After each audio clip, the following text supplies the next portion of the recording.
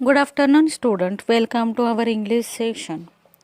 Last लेक्चरला आपण the two gentlemen of Verona या पाठाचा काही भाग पाहिलेला होता. आज आपण त्या पुढील भाग पाहणार आहोत, परंतु तत्पूर्वी या पाठामध्ये आपण काय काय पाहिलं ते जाणून घेऊया. This lesson is written by A J. Cronin. हा पाठ ए.जे. क्रोनिन यांनी लिहिलेला आहे. त्यांना काही मुलं भेटली होती. त्यांचं नाव होतं जेकॉब अँड निकोला,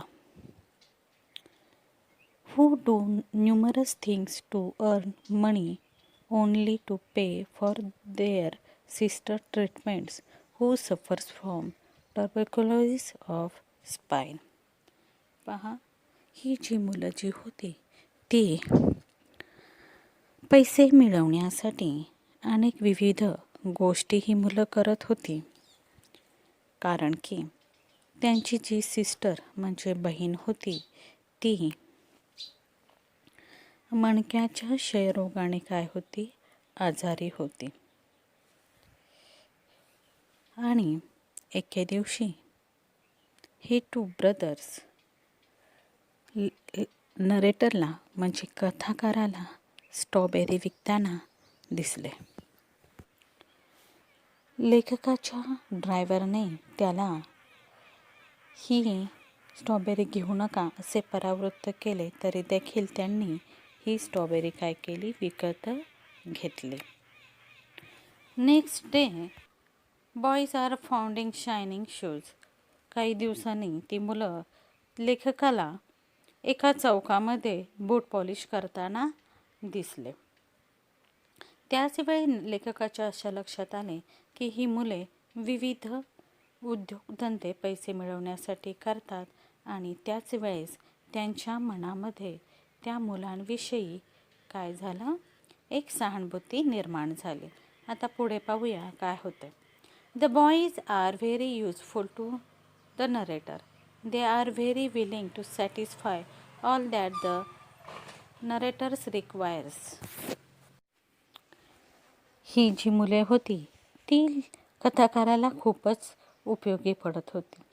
त्यांना हवी असणारी प्रत्येक गोष्ट करायला हे दोघं जण आनंदाने तयार होत असे.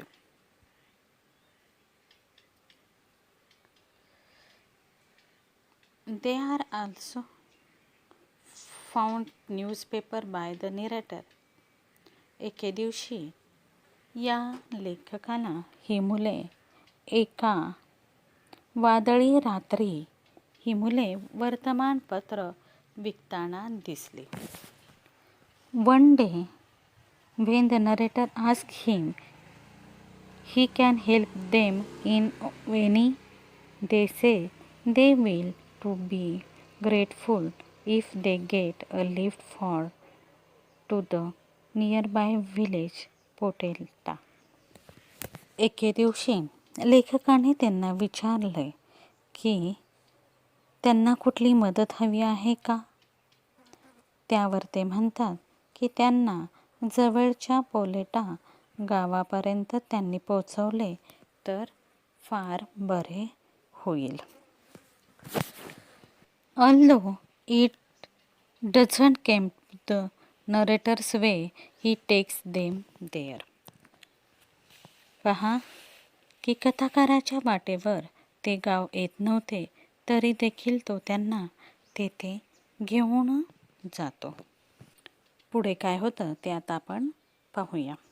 The boys get down in a building and ask the narrator to wait in nearby cafe until they return within hour. लेखक त्यांना घेऊन जातो आणि ती मुले एका इमारतीपाशी उतरतात आणि ते लेखकाला सांगतात की आम्ही तासाभरात परत येईपर्यंत तुम्ही जवळच्या एखाद्या कॅफेमध्ये तासभर थांबा. Eagerness leads the narrator to follow the boys up to a place which is actually a hospital. पहा, त्या कथाकाराची उत्सुकता कथाकाराला त्या मुलाच्या मागोमाग त्या ठिकाणी घेऊन जाते. ते म्हणजे एक काय होतं, एक हॉस्पिटल असते. On peeping through a room led by a nurse, he realized that the boys are talking to a girl who resembles them. एका नर्सने त्यांना दाखवल्या आणि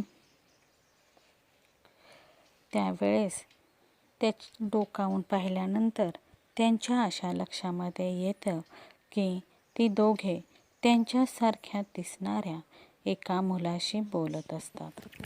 ही does not feel like entering the nurse ask the nurse the details about the boy. न विचारता आत घुसणे हे त्यांना योग्य वाटले नाही. त्यामुळे त्यांनी नर्सला त्या मुलांबद्दल माहिती विचारली. This is when the nurse tells him their heart-rending story about their father being killed in a war and their home being destroyed in the war and their sister suffering from tuberculosis.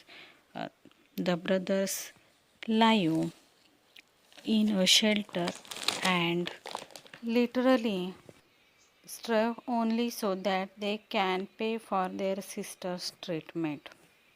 पहा, त्या नर्सने त्यांना असे सांगितले की त्यांचे वडील युद्धात मारले गेले आहेत आणि त्यांचे घर देखील युद्धात उद्ध्वस्त झाले आहे. त्यांची बहीण क्षयरोगाने आजारी असल्याची हृदयद्रावक कहाणी ती त्या लेखकाला सांगते. ते दोघे भाऊ एका आडोशाला राहत होते आणि आपल्या बहिणीच्या उपचाराचा खर्च करण्यासाठी स्वतः अक्षरशः उपाशी राहत होते. So keeping a secret and helping their sister, they have shown that war has not shaken their spirit. पहा, त्यामुळे गुप्तता राखून आणि आपल्या बहिणीला मदत करीत त्यांनी या युद्धामुळे आपली उमेद खचली नाही हे दाखवून दिले होते. They are noble, gentle and great human being in their own special at stable way. ते दोघे अतिशय थोर आणि उबद्या मनाचे होते आणि त्यांचे कार्य विशेष असूनही ते स्वतः अगदी साधे होते. This story distinctly talks about how through the applications says where there is will there is a way. या कथेतून एकच विचार प्रकर्षाने अधोरेखित होतो की जेथे इच्छा असते तेथे मार्गही असतो. येथे हा आपला पाठ संपलेला आहे. याचे हार्ड वर्ड्स मी तुम्हाला देणार आहे, ते तुम्ही पाठ करायचे आहेत. पाठ झाल्यावरती मला तुम्ही ते लिहून पाठवणार आहेत. याचे क्वेश्चन अँड आन्सर आपण नेक्स्ट लेक्चरला पाहणार आहोत. Thank you. See you again in our next English session.